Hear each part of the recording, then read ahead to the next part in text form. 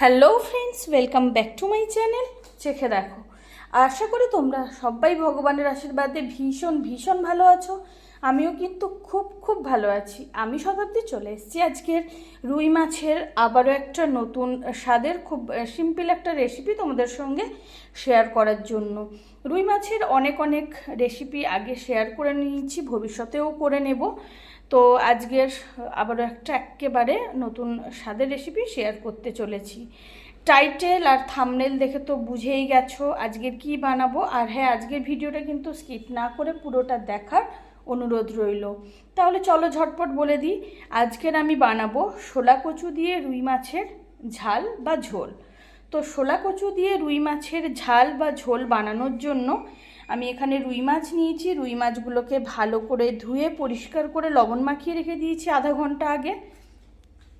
নিয়েছি শোলা কচু। শোলা কচুগুলোকে কেটে হলুদ জলে হালকা করে জাস্ট জলটা ফুটে ওঠা।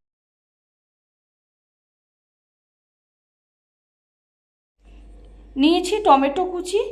এখানে জিরে আর ধনে আমি ভিজিয়ে রেখেছি যাতে খুব সুন্দর একটা মিহি পেস্ট বানানো যায়। আমি মোটামুটি তোমাদেরকে সব রান্নাতে মানে সব রেসিপি যখন শেয়ার করি প্রত্যেকটা ভিডিওতে বলি যে আমি খুব একটা বাজার মানে দোকান থেকে কেনা গুঁড়ো মশলা আমি রান্নাতে খুব একটা বেশি ব্যবহার করি না। এখানে নিয়েছি চেরা কাঁচা লঙ্কা, নিয়েছি পাঁচফোড়ন, তেজপাতা, হলুদের গুঁড়ো আর লাগছে লবণ। আর এখানে তোমরা চাইলে পেঁয়াজ, টমেটো, কাঁচা লঙ্কা সব কিছুই পেস্ট বানিয়ে নিতে পারো। তো এখন মাছের মধ্যে আমি দিয়ে দেবো কিছুটা পরিমাণ হলুদের গুঁড়ো।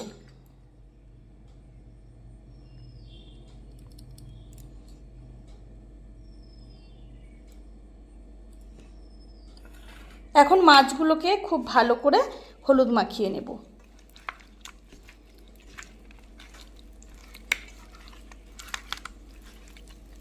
আর লবণ মাখিয়ে রাখার ফলে মাছের থেকে যে আঁশটা জলটা বেরোয় বা মাছের যে মানে লালা রস যেটা বেরোয় সেটা কিন্তু ফেলে দিতে হবে, তাহলে কিন্তু মাছের আঁশটা গন্ধ অনেকটাই কমে যাবে। এটাও আমি তোমাদেরকে সব ভিডিওতেই মোটামুটি বলে থাকি। আর মাছটা না একটু আগের থেকে লবণ মাখিয়ে রাখলে, হলুদ না শুধুমাত্র লবণ মাখিয়ে রাখলে তারপরে মাছটা কিন্তু বেশ শক্ত হয়ে যায়, খুব সুন্দর শক্ত হয়ে যায় মাছটা। তো মাছের মধ্যে কিন্তু হলুদের গুঁড়ো মাখানো কমপ্লিট। আর মশলাগুলো আমি রান্নার মাঝে মাঝে সব রেডি করে নেব। তাহলে বন্ধুরা এখন আর দেরি করব না, এখন সোজা চলে যাব রান্নাতে। তো আচ্ছা, কড়াই বসিয়ে দিয়েছি। কড়াইতে দিয়ে দেবো অবশ্যই সরষের তেল।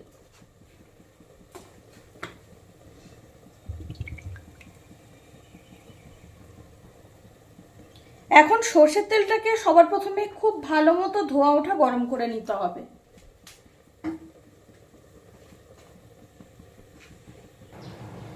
এখন কিন্তু সর্ষের তেলটা খুব ভালো মতো ধোয়া ওঠা গরম হয়ে গেছে। এখন আমি লবণ আর হলুদ মাখানো রুই মাছগুলোকে একে একে তেলের মধ্যে দিয়ে দেব।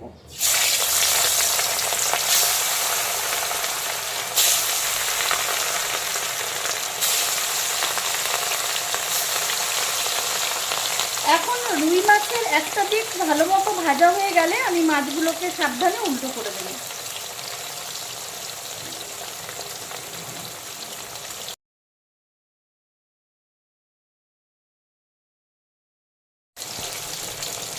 রুই মাছের একটা দিক এখন ভালো মতো ভাজা হয়ে গেছে। তো মাছগুলোকে আমি উল্টো করে দিচ্ছি।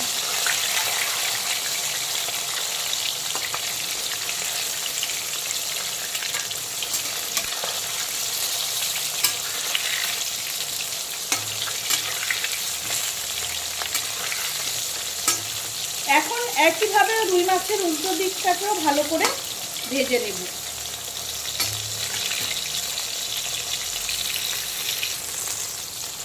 তো এখন রুই মাছের দুটো দিকই ভালো করে ভেজে নিয়েছি। মাছগুলোকে আমি তুলে নিচ্ছি তেল থেকে।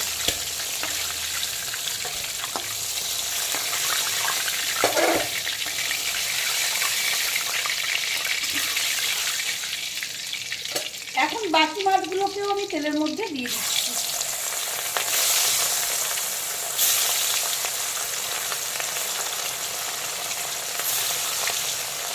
এখন বাকি মাছগুলোকেও একইভাবে উল্টে পাল্টে কড়াইতে ভালো করে ভেজে তুলে নেব।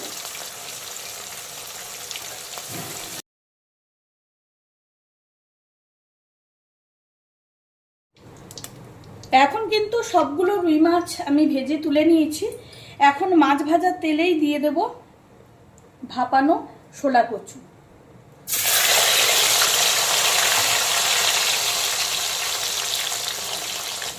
এখন শোলা কচুগুলোকে হালকা করে ভেজে নেব, একেবারে ডুবো তেলে, খুব বেশি কড়া করে কিন্তু ভাজবো না।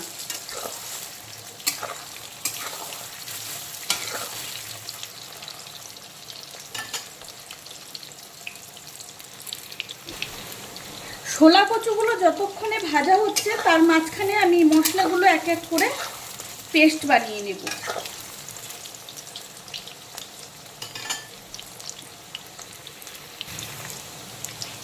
তো শোলা কচুগুলো কিন্তু হালকা ভাজা হয়ে গেছে। শোলা কচুগুলোকে আমি তেল থেকে তুলে নেব।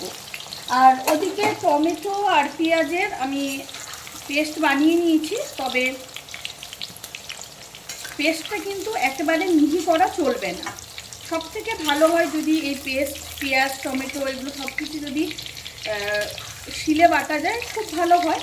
এবার চটজলদির সময় আমাদের হয়তো শিলে বাটার সময় সবসময় থাকে না, সেক্ষেত্রে আমরা আধা বাটা করে নেব।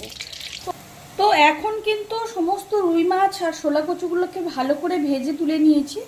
এখন এই তেলেই আমি প্রথমে দিয়ে দেব 5 ফোড়ন,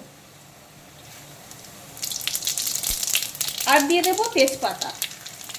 5 ফোড়ন আর তেজপাতাটা হালকা ভাজা হয়ে গেলে আমি এর মধ্যে দিয়ে দেব পেঁয়াজের পেস্ট।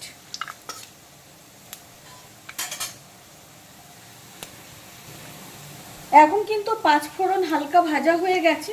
প্রথমে দিয়ে দিচ্ছি আধা বাটা পেঁয়াজ। আর পেঁয়াজটাকে তোমাদেরকে একটু দেখাই বন্ধুরা, তাহলে বুঝতে পারবে পেঁয়াজটা কিন্তু একেবারে মিহি করে আমি পেস্ট করিনি।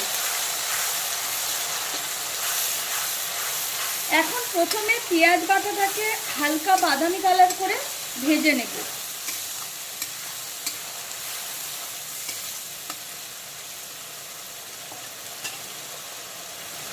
পেঁয়াজের পেস্টটা যতক্ষণে হালকা বাদামি কালার করে ভাজা হচ্ছে, তার মাঝখানে আমি জিরে, ধনে আর তার সঙ্গে হলুদের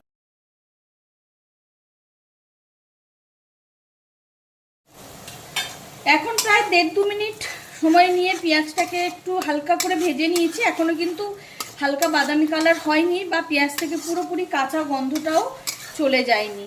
তো এখন আমি দিয়ে দেবো চেরা কাঁচা লঙ্কা, আর দিয়ে দিচ্ছি পরিমাণ মতো লবণ।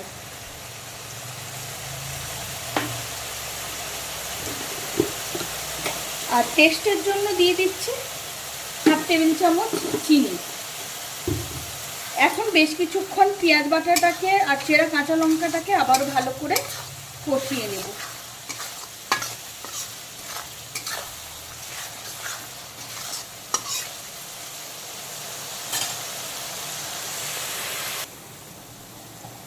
এখন কিন্তু আবারও কিছুক্ষণ সময় নিয়ে পেঁয়াজ পেস্ট আর কাঁচা পাকা লঙ্কাগুলোকে ভেজে নিয়েছি।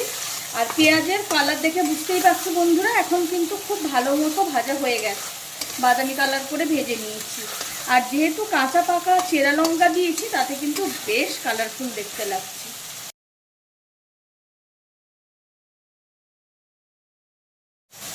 দিয়ে দিচ্ছি জিরে, ধনে আর হলুদের মিহি পেস্ট। দিয়ে দিচ্ছি টমেটোর পেস্ট। টমেটোটাকেও আমি কিন্তু একেবারে মিহি করে পেস্ট করিনি, তবে জিরে ধনেটা কিন্তু ভালো করে মিহি পেস্ট করতেই হবে।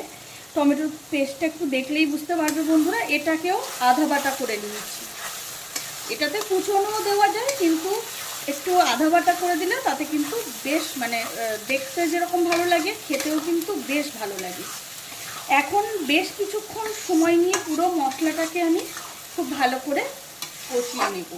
আর মশলাটা যাতে পুড়ে না যায়, আমি মশলার মধ্যে দিয়ে দেবো খুব সামান্য পরিমাণ জল।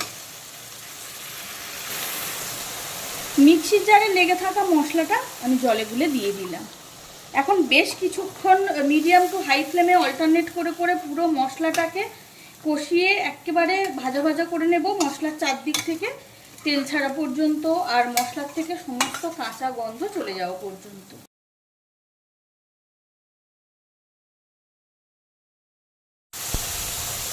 তো এখন কিন্তু পুরো মশলাটাকে কষিয়ে একেবারে ভাজা ভাজা করে নিয়েছি। আর দেখতেই পাচ্ছ মশলার চারদিক থেকে কিন্তু তেল ছেড়ে গেছে, মশলার সমস্ত কাঁচা গন্ধ চলে গিয়ে এখন একটা অপূর্ব স্মেল ছাড়তে শুরু করেছে। তো এখন আমি এই কষানো মশলার মধ্যে ভেজে রাখা ছোলা কচুগুলোকে আবারও দিয়ে দিলাম।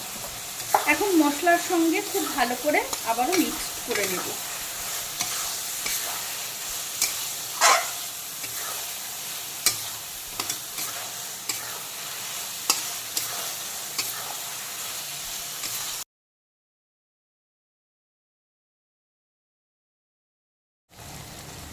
এখন দিয়ে দেবো কিছুটা গরম জল। আর এই রান্নাটা কিন্তু ঝাল বা ঝোল দুটোই কিন্তু মানে দুইভাবেই কিন্তু খাওয়া যায়। তো সেক্ষেত্রে তোমরা ঝাল খাবে কি ঝোল খাবে সেটা বুঝেই কিন্তু জলের পরিমাণটা দেবে। আমি খুব একদম ঝোল ঝোলও রাখবো না, আবার একেবারে শুকনো করব না, মিডিয়াম গ্রেভি রাখবো। তো সেটা বুঝেই কিন্তু জলটা আমি দিলাম। আর ছোলা কচুটা সেদ্ধ হতে যেহেতু খুব বেশি সময় লাগবে না, এখন গ্রেভিটা ভালো মতো ফুটতে শুরু করলে তারপরে আমি ভেজে রাখা রুই মাছগুলোকে গ্রেভির মধ্যে দিয়ে দেব। তো এখন বেশ কিছুক্ষণ ছোলা কচুগুলোকে গ্রেভির সঙ্গে ফুটিয়ে নিয়েছি। এখন আমি দিয়ে দেব ভেজে রাখা রুই মাছ।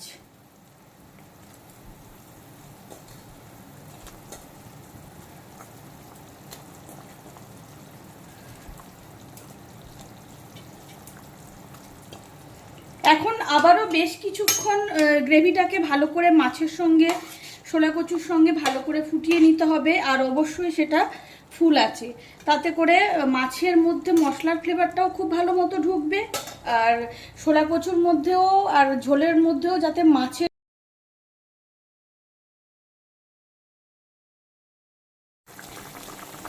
তো ভেজে রাখা রুই মাছগুলো গ্রেভির মধ্যে দেওয়ার পরে আমি ভালো করে আবারও বেশ কিছুক্ষণ 5-7 মিনিট সময় নিয়ে রান্নাটা করে নিয়েছি। আর এখন কিন্তু অপূর্ব একটা স্মেল অলরেডি ছাড়তে শুরু করেছে।